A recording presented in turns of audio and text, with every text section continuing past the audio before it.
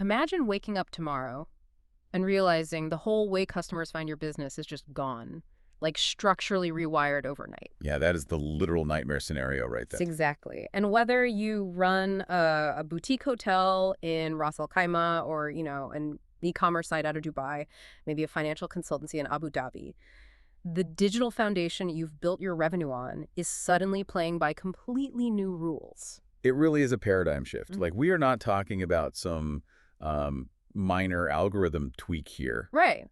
Not just a fresh coat of paint on a search page. No, exactly. Yeah. We are talking about the primary discovery engine of the internet behaving in a way it literally never has before. Which is why we are doing a deep dive into this absolutely critical brief from Titan Digital UAE today, because it breaks down that massive Google May 2026 I/O announcement. Oh, the Gemini 2.5 and AI mode drop, yeah? That's the one. And our mission for this deep dive is to map out exactly how you, as a UAE business owner, can not just survive this, but really dominate the new search landscape before it fully takes over the Gulf. Because the numbers in this source are just, they're staggering. 1.5 billion people already using Google Lens every month, and AI overview queries jumping 10%.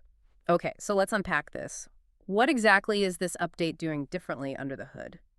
Well, what's fascinating here is that Google essentially confirmed the death of the blue link, the traditional search journey. Oh man, the blue link, it feels so old school now. Right. For 25 years, search was just a retrieval system. You type a keyword, and it grabs a list of matching pages. Like a digital index card catalog. Exactly like that. But AI mode, with Gemini 2.5, it changes search from retrieval to synthesis. Synthesis. Okay. Yeah, so it's not looking for a web page anymore. It is actively reading and reasoning to build a custom answer right there on the fly. I want to stop and look at the actual mechanism there, because the brief says there's a specific term we all need to memorize, Query Fanout. Yes, Query Fanout. It's crucial. So how does Fanout process these searches differently? Like, what is the server actually doing? Think of it as decomposition. When someone asks a complex question, Gemini doesn't just look for one page with the whole answer. Okay. Instead, the AI instantly breaks that single sentence into dozens of separate, tiny subtopics. Oh, wow. So it fractures the question. Exactly. And then it fires off multiple separate searches for all those subtopics simultaneously across the web. So it's grabbing puzzle pieces from everywhere and stitching them together.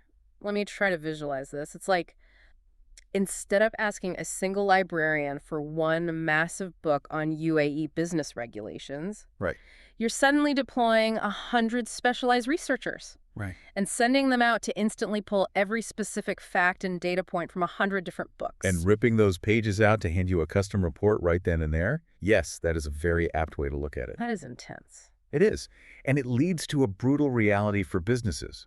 Ranking #1 for a broad keyword is just not the safety net it used to be. Wait, really? So if I rank #1 for, say, SEO agency Dubai, I don't just automatically win anymore? Not under these new rules. Huh. Because with Query Fanout, the AI isn't looking for the top-ranked broad page. It is hunting for the most entity-complete source for each specific subtopic. Okay, I have to push back here. Because if I am a business owner listening right now, I am feeling a massive knot in my stomach. Oh, I'm sure. It's terrifying. Right. I'm looking at my site, thinking about the tens of thousands of dirhams I spent getting to page 1. Are you telling me that sump cost is literally worthless now? No. It is not worthless, but its function has drastically changed. How so? Well, traditional SEO is now basically just your ticket into the stadium. Okay, so I'm in the building. You're in the building. It proves your site is technically sound and relevant. But a ticket into the stadium doesn't get you on the field to, actually score points in these synthesized AI answers. Ah, I see. We are shifting from a ranking-first to a citation-first authority model. Meaning what exactly in practice? Meaning, if your highly ranked page is focused on one main keyword, but it's thin on deep supporting facts, you get what the source calls a citation gap. A citation gap. Okay. Yeah, the AI sees your page, but realizes it lacks the specific nuance for those micro questions from the fanout. So you don't just get pushed down to page 2, you become completely invisible. Wow. Completely ignored. Exactly.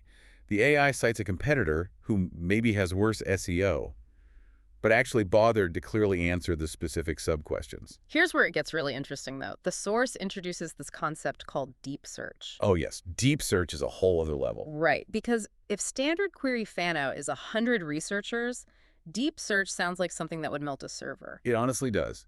Deep Search fires hundreds of simultaneous queries for a single user prompt. Hundreds. That's wild. It acts like a human analyst, reasoning across massive data sets to produce a fully cited, expert-level report in minutes. But there is a huge catch here. Let me guess. The extraction process is insanely strict. Incredibly strict. Generative engines cannot reason across content they cannot clearly parse. Yeah, and the source specifically highlights what disqualifies local UAE content here, and this just blew my mind. The implicit references part? Yes. If you use words like it, or they, or this, instead of explicitly naming the subject in every single sentence, the AI just drops you entirely. We really have to look at how a large language model actually processes text to get why that happens. Walk me through it. AI evaluates sentences in isolation based on token windows.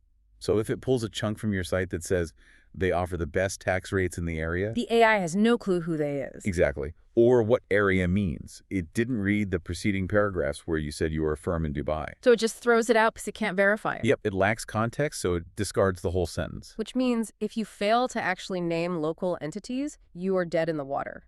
Like if you say the free zone, instead of specifically naming REC areas or DMCC. Or saying local law instead of commercial transactions law, yes, the AI skips right over you. So you essentially have to write as if every single paragraph could be ripped out and read completely on its own. Precisely. And that leads directly into the agentic layer, or what the source calls Project Mariner. Oh man, Project Mariner. This is where we move from AI just finding information to AI taking actual physical action on the web. This part feels straight out of science fiction. Honestly, I have a personal story about this. Oh, really? What happened? Yeah, a few weeks ago, I used one of these AI assistants to find a specific service in Dubai. And it confidently recommended this business, gave me prices, told me it was open. Well, I guess it wasn't open. I drove all the way across town, and the place had been closed for 3 years. Oh, no. 3 years? Yes. The AI hallucinated the whole thing because it scraped some buried, outdated PDF menu lingering on a random directory site. Wow. That perfectly illustrates the danger of the agentic layer if a business is unprepared. Because it couldn't read the real state of the business. Right. An agentic AI doesn't just read your site. It acts on behalf of the customer. Imagine a user says, book me a romantic table for 2 for outdoor dining in Ras Al Khaimah this Saturday, under 500 dirhams. Under the old model, they'd just get 10 blue links and have to click and book themselves. Exactly. But the AI agent physically browses the reservation systems. It extracts pricing, checks real-time availability, filters it all. And just gives the user a direct booking button for the top options. Yes. The user never even sees your homepage. That is absolutely terrifying for a brand. The AI is a literal gatekeeper now. It really is. So if my restaurant data is stuck in some visually pretty PDF, or my availability isn't machine readable, the AI just bypasses me. You lose the customer before they even know you exist. And the competitor with structured data gets the booking. So you are basically marketing to the AI agent first now, not humans. That is the ultimate threat, yes. Okay, so how do I actually fix this? If I'm listening in Dubai or Abu Dhabi right now, realizing my digital presence is completely outdated, what is the survival kit? The source introduces 2 mandatory frameworks for this AI era, GEO and AEO. I love a good acronym. Let's start with GEO. GEO stands for Generative Engine Optimization. This is all about structuring your content so that LLMs like Gemini or ChatGPT or Perplexity can actually extract and understand it. So this goes back to that strict entity definition we talked about. Yes. Naming sources, writing standalone factual sentences. Without GEO, your site is invisible to an LLM. Got it. And AEO is Answer Engine Optimization. Right. While GEO handles the overall structure and comprehension, AEO is highly tactical. It's about writing specific, self-contained content blocks. Blocks that the AI can just lift verbatim. Exactly. Verbatim extraction to show the user. Let me see if I'm grasping this. So wait. If traditional SEO is getting your business on the map, then GEO is making sure the AI can clearly read the roads on that map. And AEO is getting the AI to actually quote you as the destination. You nailed it. SEO gets you indexed, GEO gets you understood, AEO gets you cited. I like to think of AEO like meal prep for a chef who is in a massive rush. Okay, I like where this is going. Right, so the AI is the chef. Unstructured, rambling text is like throwing raw, unpeeled vegetables at them. They don't have time to chop it, so they ignore it. Yes. But AEO is handing them perfectly portioned, pre-cooked meals in a labeled container. They just grab it and serve it. That is a brilliant analogy, and if we connect this to the bigger picture, the Titan Digital Brief is very clear. These are not replacements for SEO. Right, you still need site speed and backlinks. Exactly.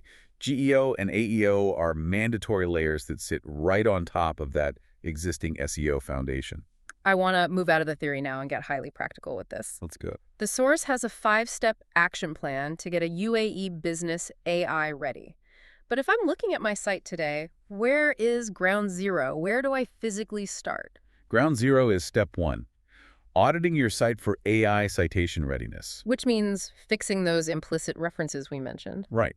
Going through your key service pages, ensuring every technical term is defined the first time you use it. So if a sentence relies on surrounding context, you just rewrite it to stand alone as a factual claim. Exactly. You have to clean up the foundation first. Okay, so grammar and references are fixed. What about the site structure? Because my consultancy site just has one massive tab-labeled services with a bunch of bullet points. Is that bad? It is a massive problem. Right. Which brings us to step two, building topical cluster architecture. Ah, the hub and spoke model. Yes, Query Fanout rewards depth across a whole ecosystem, not just one shallow, broad page. Break that down for me. How does a hub and spoke work here? Say your core service is corporate tax consulting. That is your main hub page.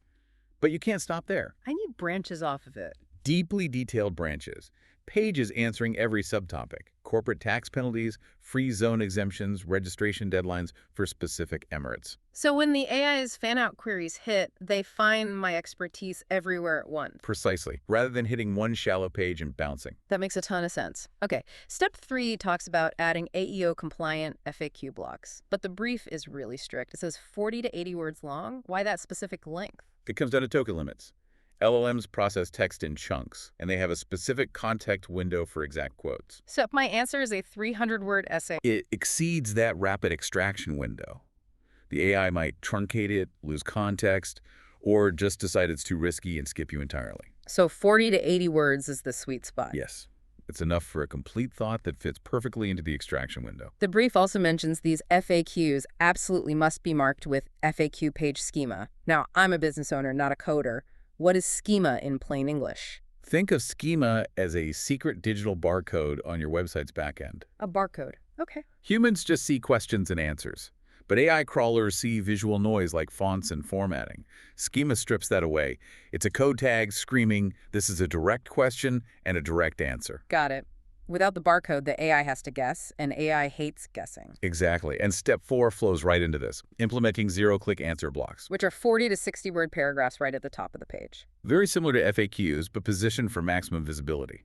They directly answer the primary keyword as a question, using at least 2 named entities. And they need a CSS ID tag, right? What does the CSS ID do here? If schema is a barcode, a CSS ID is a neon sign. It's a unique identifier pointing to one specific element. Google's AI overviews preferentially hunt for these top-of-page blocks to feature as a definitive answer. So point a CSS ID at it, and you get cited faster. Exactly. Okay, the final piece, step 5. Back to that terrifying agentic layer. We must structure product and service data using local business, product, and event schemas. This is how you survive Project Mariner. When the agent tries to book a table or buy a ticket, it needs absolute certainty. It can't read the PDF menu. No, it needs local business schema for operating hours, product schema for exact prices and dirhams without getting confused by a discount banner. So if I lack that structured data, the AI hits a brick wall and abandons my site. Yes, machine readable or the machine moves on. Okay, I have an execution dilemma here. As an owner, my instinct is to hand this list to my in-house writer and dev and say, go bolt this onto the site by Friday. Will that work? The source explicitly warns against that. Bolting these fixes onto unstructured content internally almost always fails. Really? Why? Can't my writer just rewrite paragraphs to the 40-word rule? Because it's like decorating a house with severe structural damage. If your architecture isn't built for entities, rewriting a few FAQs on the surface won't save you. So what is the optimal workflow? Bring in a specialized agency first for a full structural GEO and AEO audit. An expert needs to look at the site purely through an LLM's eyes to map your true citation gaps. They give me the blueprint. Exactly. Yeah. A prioritized technical blueprint. Hmm.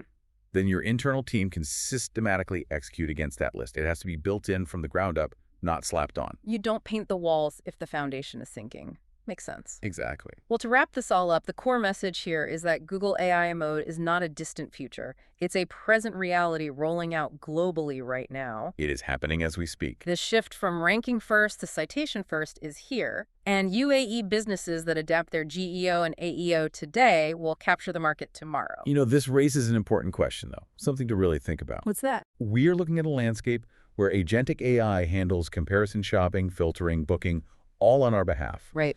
And it only prioritizes structured data and efficiency. Right. So 5 years down the line, will traditional brand loyalty even matter anymore? Or will the only customer you truly ever need to impress be the AI itself? Oh, wow. That is a chilling thought. Isn't it? If the AI is the ultimate gatekeeper, then the AI is your actual target demographic. Yeah. Millions spent on brand awareness could mean nothing if the machine can't read your barcode. Precisely.